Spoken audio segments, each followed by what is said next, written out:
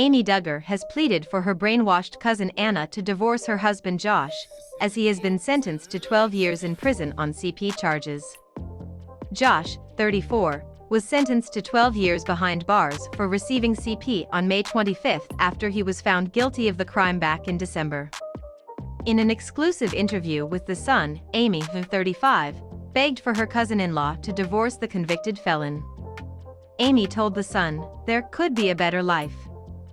I heard a quote, 'Your first love might have been a great love, but it might not be your best love. There could be a whole other life for her that she could have if she could see how dark and evil Josh truly is.'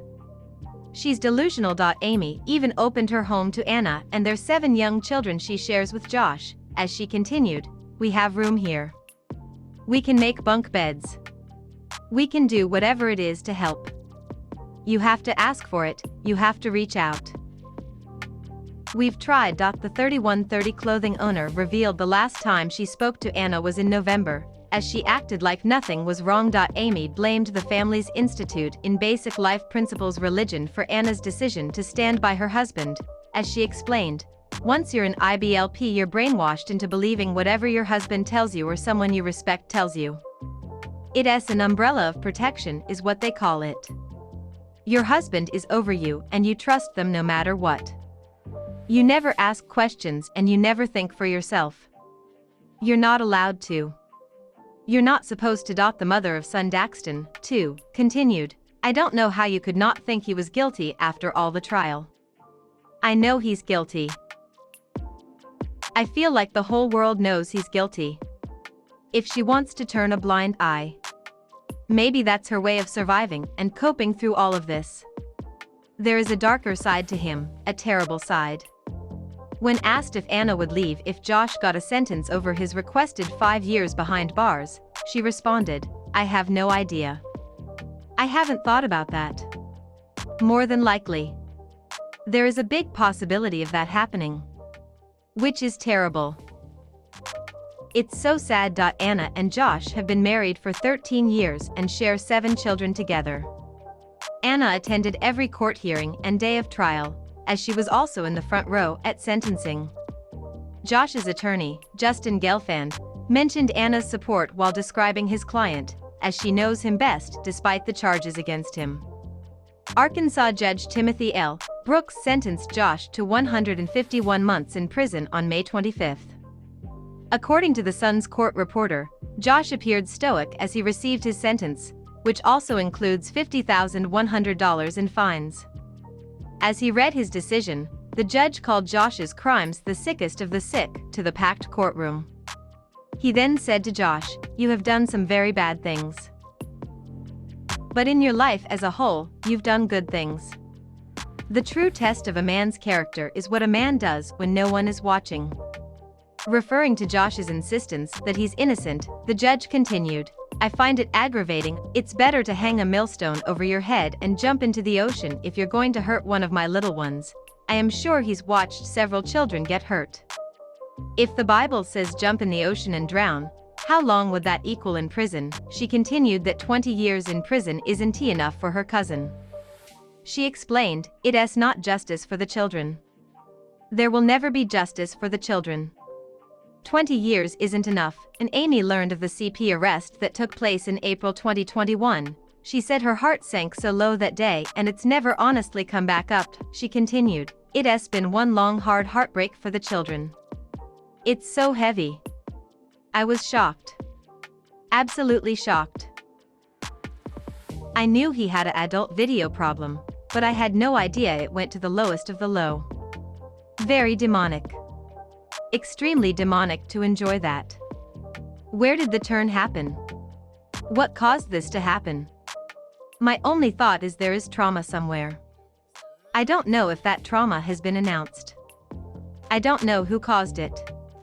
I don't know what happened." Amy continued that Josh has been protected his whole life, as he was the oldest out of 19 children. But she insisted that patriarch Jim Bob, who she is no longer on speaking terms with, can't he stop him from going to prison. She said, "He is in for a rude awakening, very much so. I don't know how he's feeling. I don't know if he feels like he has a good legal team and maybe it'll work out for him. Either way, whatever prison he goes to is probably going to feel like a year every single day. He has no idea what's to come. At this point, I think he's lost his dang mind. He was privileged growing up.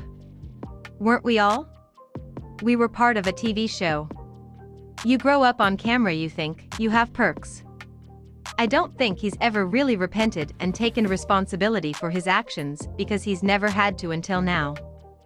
Amy hasn't reached out to her cousin and she has no plans to. As she said, I would not speak to him. I have nothing to say. I have nothing to say. I never knew him. I never knew him. What a terrible life he's lived and will be living. He's a monster. But Amy did have something to say to Judge Timothy L. Brooks. In a letter she read to the Sun, which wasn't used by the prosecution, she broke down as she begged the judge to not go easy on her cousin. She read, "Dear Honorable Judge Brooks, my other family members have written to you with pleads of leniency for my cousin. They want you to consider his good acts instead of his heinous crimes. This is not that kind of letter. I am not interested in providing false character references for Josh as my other family members have so recklessly done. I trust this court doesn't need reminding that godly men of good character don't commit unspeakable crimes against children, or that returning this monster to a family with young children without severe long-lasting consequences would surely be a disaster. Offering leniency as his legal team has requested would be an appalling slap in the face to the children already so grievously harmed. The harsh sentence this court could impose could still never come close for the children hurt by these sinister acts. It upset me greatly to see that no one who chose to provide a character reference for Josh expressed any concern for the victims. None. Amy continued, "My cousin and his supporters would like you to believe that this is a victimless crime, but it is not. I want to remind the court that this is not only the victim that has been hurt, but their entire families. Everyone's lives have been altered because of what my cousin has done. As for Josh's character, I am just so grateful that I was protected from my cousin as a child. 20 years isn't enough. I truly believe that he will offend again, and my heart is with the victims and with you, Judge Brooks. We are grateful for your wisdom in this matter. Please hear us." Amy did not attend the sentencing, as she wanted to protect her mind and heart from the crimes. Instead, Amy spent the day with her mother Deanna, who is the sister of Jim Bob and son. She said, "I will be spending it with my son at the zoo. I am going to be so grateful for the life I have and the husband I have. He is so faithful. He is so good to me. I am not going to focus on the other. He is going to go away for a really long time. He's going to go away and he's going to get the same treatment that he watched those kids. It's going to happen, guaranteed." If you or someone you know is affected by any of the issues raised in this story, call RAIN at 800-656-HOPE 4673.